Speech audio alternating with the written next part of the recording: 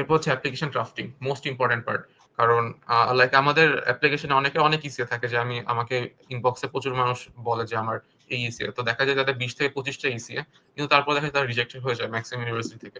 এর একটাই কারণ সেটা হচ্ছে যে ইসিএ বা তাদের যত কিছু আছে সবকিছু ভালোমতো ক্রাফটিং করে না। দেখা যায় যে যা আছে জাস্ট খালি হয়তো তার ইসিএ সে হয়তো একটা ভলান্টিয়ারিং কাজ করেছে, জাস্ট অর্গানাইজেশনের নাম অ্যান্ড কি করেছে জাস্ট লিখে দেয় আরকি। বাট এক্ষেত্রে আসলে তার ভ্যালুটা হচ্ছে অ্যাডমিশন অফিস খুব ভালো মতো ধরতে পারে না বা বুঝতে পারে না যে সে আসলে কি করেছে। কারণ আ ইউএস কলেজ অ্যাডমিশন এ কিন্তু কোন রকম প্রুফ আসলে চাওয়া হয় না। ইসি এর ক্ষেত্রে যে তুমি কোন প্রুফ দাও বা কি করেছো ওইসব দাও। সো তাদের ক্ষেত্রে জাস্ট একটাই অপশন, সেটা হচ্ছে যে রাইটিং পার্ট থেকে হচ্ছে যে আইডিয়া নেওয়া যে তুমি আসলে কি লিখেছো, মানে ওটা থেকে হচ্ছে ওরা আইডিয়া নিতে পারে যে মানে তুমি হচ্ছে কি করেছো। তো সেক্ষেত্রে হচ্ছে আমাদের ইমপ্যাক্ট টা শো করার মোস্ট ইম্পোর্টেন্ট। তো কমন অ্যাপ বা কোয়ালিশন অ্যাপ্লিকেশন ২ টা ক্ষেত্রে আমাদের অ্যাক্টিভিটি সেকশন আসবে। অ্যাক্টিভিটি সেকশন মূলত আমাদের হচ্ছে যে সেই ইসিএ পার্টটা লেখার জায়গা। তো এখানে অ্যাক্টিভিটি অনেক টাইপ দেওয়া থাকবে। কমন অ্যাপ এর ক্ষেত্রে ৩০ টা টাইপ পাবা। অ্যাক্টিভিটি টাইপ কোয়ালিশন এ মেবি ৭ থেকে ৮ টা থাকে। না থাকলে others options. And then position and leadership. তো পজিশন এন্ড লিডারশিপ এর মধ্যে আসলে ওরা তোমাকে ৫০ ক্যারেক্টার আস্ক করবে যে তুমি আসলে কি করেছো? সো ওটাকে ভালোমতো ডেসক্রাইব করা। এখানে কিন্তু ৫০ টা ক্যারেক্টার বলেছে, সো নট ওয়ার্ড। সো খুবই আসলে মানে একটা স্পেস ক্লিক করলেও দেখা যায় যে একটা ক্যারেক্টার চলে যায়। সো রাইটিং এর ক্ষেত্রে অনেক বেশি ইম্পোর্টেন্ট এই পুরা পোরশনটা অ্যাপ্লিকেশনকে শেপ করে ফেলে। দেন অর্গানাইজেশন নেম।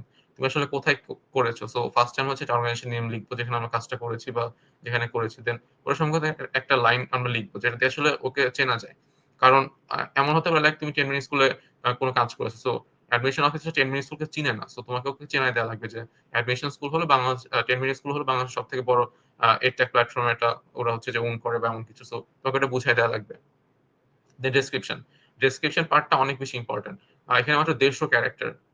ক্যারেক্টার মানে বুঝে যে জাস্ট আমরা একটা যদি স্পেসও ক্লিক করি, একটা ক্যারেক্টার ইউজ হয়ে যাবে।